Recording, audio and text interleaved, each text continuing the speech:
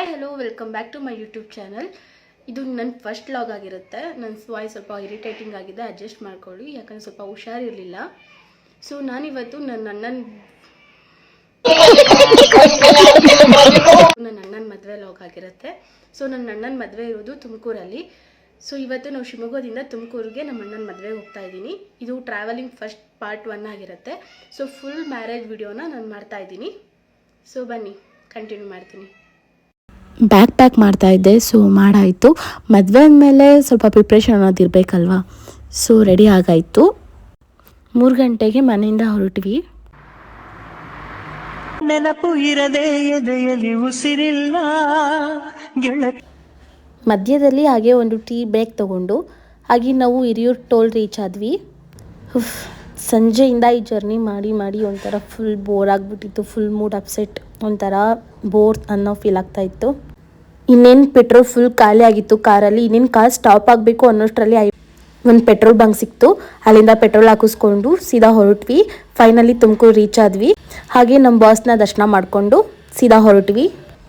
ಹಾಗೆ ಸುಮ್ಮನೆ ಕೂತಿರುವಾಗ ಈ ಕ್ಯೂಟ್ ಫ್ರೆಂಡ್ಶಿಪ್ ಕಾಣಿಸ್ತು. ಸೊ ಹಾಗೆ ಒಂದು ಕ್ಲಿಪ್ಸ್ ತೆಗ್ದೆ. ನಮ್ಮ ದೊಡ್ಡಪ್ಪ ಮನೆ ಇರೋದು ತೋಟದಲ್ಲಿ. ಸೊ ತೋಟದ ಮನೆಗೆ ಹೋಗ್ಬೇಕಂದ್ರೆ ನಾವು ಈ ರೋಡಿಂದ ಹೋಗಬೇಕು. ರೋಡೇನು ಅಷ್ಟೊಂದು ಚೆನ್ನಾಗಿರಲಿಲ್ಲ, ತುಂಬ ಸ್ವಲ್ಪ ಕಷ್ಟ ಆಯಿತು ಗಾಡಿ ಓಡಿಸೋದಕ್ಕೆ. ಅಂತೂ ಮದುವೆ ಮನೆಗೆ ಬಂದೇ ಬಿಟ್ವಿ. ನಾವು ಮನೆಗೆ ರೀಚ್ ಆಗ್ತಿದ್ದಂಗೆ ನಮ್ಮನ್ನು ವೆಲ್ಕಮ್ ಮಾಡೋಕ್ಕೋಸ್ಕರ ಈ ನಾಯಿಗಳು ಕಾಯ್ತಿದ್ವೇನೋ ಗೊತ್ತಿಲ್ಲ, ತುಂಬ ಸೌಂಡ್ ಮಾಡ್ತಾಯಿದ್ವು.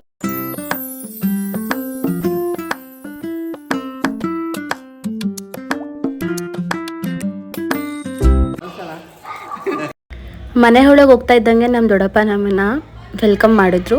ಸೊ ಅಲ್ಲಿಂದ ಎಲ್ಲರನ್ನೂ ಮಾತಾಡಿಸ್ಕೊಂಡು ಹೊರಗೆ ಹೋದ್ವಿ. ಫಸ್ಟ್ ಟೈಮ್ ನಾನು ನಮ್ಮ ದೊಡ್ಡಪ್ಪ ಮನೆಗೆ ಹೋಗಿದ್ದು.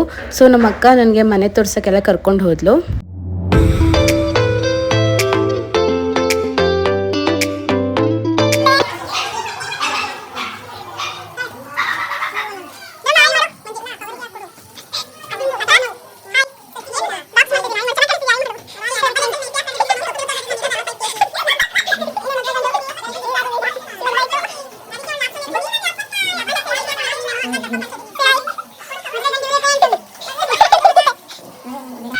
ಹಾಗೆ ಎಲ್ಲರೂ ಸ್ವಲ್ಪ ಗೋಳೈಕೊಂಡೆ.